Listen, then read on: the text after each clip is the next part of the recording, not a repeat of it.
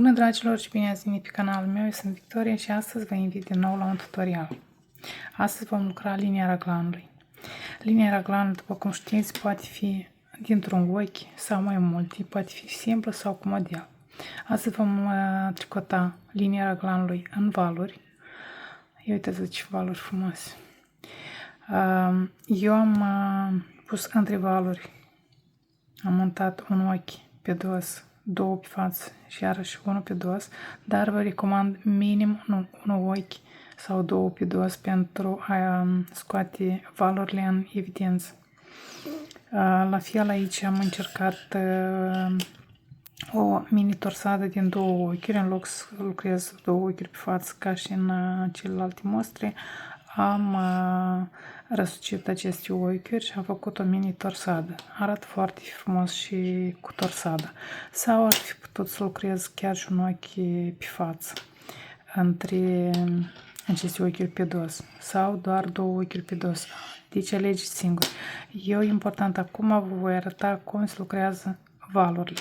Valurile se lucrează din 6 în 6 rânduri. Se mulțește la fiecare val 3 ochiuri și haideți să vedem cum înmulțim. Deci eu aici am montat deja câteva ochiuri și am montat așa 2, 4, 6, 8, 10, 12, 14, 16 ochiuri. Asta înseamnă că voi avea 5 ochiuri pe față înainte de linia raglanului și linia raglanului va fi formată iarăși un ochi pe dos, două pe față și un ochi pe dos. Asta este linia raglanului. Ce este pe lângă deja este model. Voi avea 2, 4, 5 și iarăși aici ochi de margine 2, 4, 5 și în mijloc linia raglanului de 4 ochiuri. Primul rând se lucrează cu ochiurile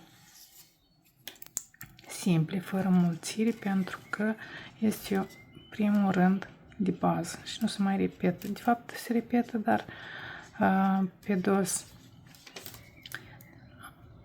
acesta va fi rândul de bază și nu se va număra.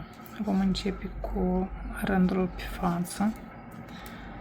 Acum vom lucra așa, ochi de margine, 5 ochiuri pe dos, 3, 4, 5, ochi pe față, 2 pe dos și iarăși ochi pe față, 5 ochiuri pe dos plus ochi de margine, 2, 3, 4, 5 și ochi de margine. Bun. După cum vă spuneam, înmulțirile se fac din 6 în 6 rânduri. Se fac 3 înmulțiri la fiecare volan sau la fiecare val. Haideți să punem noi un marcator ca să vă dați seama, pentru că vom face înmulțiri pe dos. Vom pune marcator înainte de ochi pe dos. Vom delimita linia raglanului, da? Și după următorul ochi pe dos. Deci cele 4 ochiuri vor fi între cele două marcatoare. Ca să vă pot explica mai bine. Eu am lucrat fără marcator, dar ca să vă arăt vouă cum se înmulțește. Bun, acum lucrăm ochiurile, indiferent câte ochiuri aveți voi, lucrăm ochiurile până la marcator. Eu am 5 ochiuri pe față. Și acum vine partea interesantă. Noi montăm marcatorul și după marcator vom face o înmulțire, vom ridica ochiul și vom lucra ochiul din spate cu înclinație spre stânga. Deci, dacă lucrăm ochiul din spate, uite așa, ochiul va fi înclinat spre linia raglanului. Lucrăm un ochi pe dos, 2 ochiuri pe față și iarăși ochi pe dos. Acum iarăși înmulțim ridicăm ochiul, îl punem pe Andreea, firul care vine dinspre marcator să fie deasupra Andrelei și îl luăm răsucit spre dreapta, adică iarăși ochiul vine răsucit spre linia raglanului. Schimbăm marcatorul și lucrăm ochiurile pe față. După cum vedeți, deja la linia raglanului noi avem mai multe ochiuri. Avem 6 ochiuri, nu 4. Asta este corect. Bun, întoarcem lucrul pe dos. Pe dosul lucrurilor la fel vom avea o mulțire și la fel înainte după primul marcator și înainte de al doilea marcator. Așa. Primul ochi se lucrat, lucrăm ochiurile pe dos. 3, 4, 5. Mutăm marcatorul și iarăși ridicăm un ochi. Cum ridicăm noi ochiul și lucrăm pe dos? Pe dosul lucrului, iarăși firul ar trebui să vină care este răsucit pe față deasupra, adică noi luăm firul pe față, ar trebui, stați așa, dacă întoarcem lucrul pe față, firul care vine dinspre ochiurile pe față ar veni deasupra. Deci, noi luăm astfel, punem marcatorul înapoi și îl vom lucra din față. Astfel, ochiul nostru la fel se răsucește spre linia raglanului. Mai avem un ochi care a fost înmulțit tot pe dos, ochi pe față, 2 ochiuri din mijloc pe dos, ochi pe față, ochiul care a fost înmulțit pe dos și acum următorul ochi este mult mai greu de lucrat, dar iarăși punem astfel ochiul pe Andreea, firul care vine din linia raglanului vine deasupra în fața noastră și acum va trebui să luăm ochiul pe dos, dar din spate, din această buclă. Uite așa. Eu l-am întins puțin și îl iau din spate. Astfel ochiul iarăși este înclinat spre linia raglanului. Mut marcatorul și lucrez ochiurile pe dos. Am avut al doilea rând cu mulțiri, al doilea rând este de model și acum al treilea rând cu mulțiri. Iarăși suntem pe față. Primul ochi se lucrat, avem 1, 2, 3, 4, 5 ochiuri pe față. Mutăm marcatorul, iarăși ridicăm firul și lucrăm răsucit, înclinat spre stânga, spre linia raglanului. Și avem încă 2 ochiuri care le-am înmulțit, ochi pe dos, 2 ochiuri pe față, din mijloc linia raglanului, ochi pe dos, iarăși 2 ochiuri pe față care au fost înmulțite, ridicăm un fir, îl punem pe Andreea și lucrăm din stânga spre dreapta, înclinat. Și lucrăm, mutăm marcator și lucrăm toate ochiurile pe față. Practic acum noi am efectuat a 3-a mulțire și ultima din acest val. Acum scoatem marcatoarele pentru că deja ne-am dat seama unde am mulțit și lucrăm 3 rânduri cu ochiurile așa cum vin. Adică pe dosul lucrului, ochiurile pe dos sunt lucrate pe dos, iar cele pe față. Și noi avem doar 2 ochiuri pe față. Restul sunt toate ochiurile pe dos. 3, 4, 5 și acele 3 ochiuri înmulțite deja vor fi 8 ochiuri. 8 ochiuri pe dos, ochi pe față, 2 ochiuri pe dos, ochi pe față și iarăși 8 ochiuri pe dos. Acesta a fost rândul 4.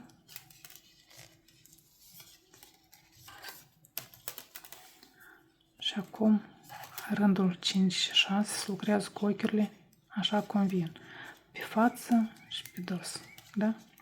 Lucrăm ochiurile la rândul 5, avem 8 ochiuri pe față, ochi pe dos, 2 ochiuri pe față, un ochi pe dos și 8 ochiuri pe față.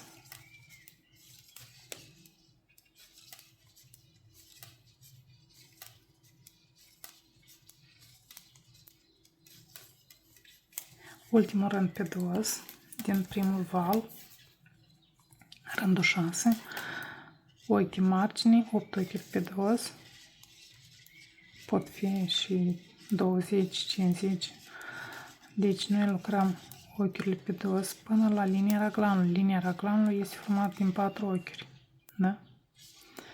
Ochi pe față, 2 ochiuri pe dos, ochi pe față, iarăși 8 ochiuri pe dos. Și am lucrat primul val. Al doilea val, iarăși punem marcatoarele înainte și după linia raglanului. Și iarăși vom înmulți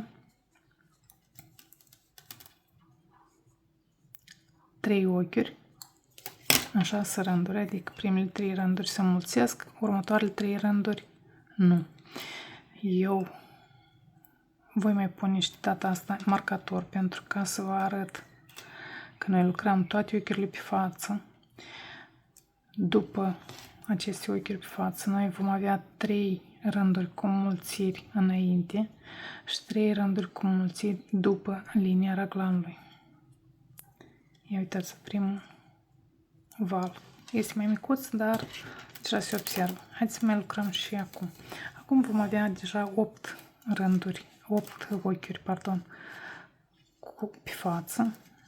Avem 2, 3, 4, 5, 6, 7, 8.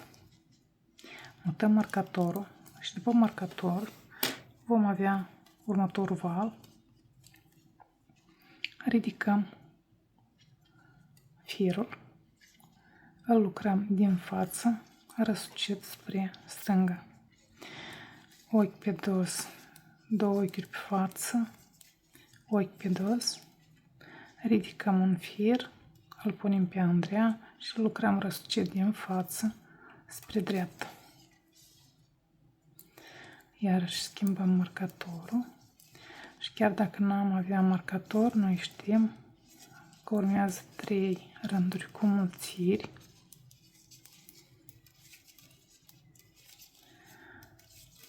Ochiuri pe față și întoarcem lucrul pe dos, al doilea rând cu înmulțiri.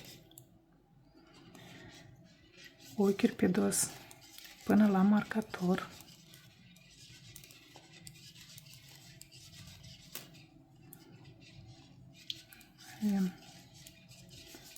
Așa. Mutăm marcatorul.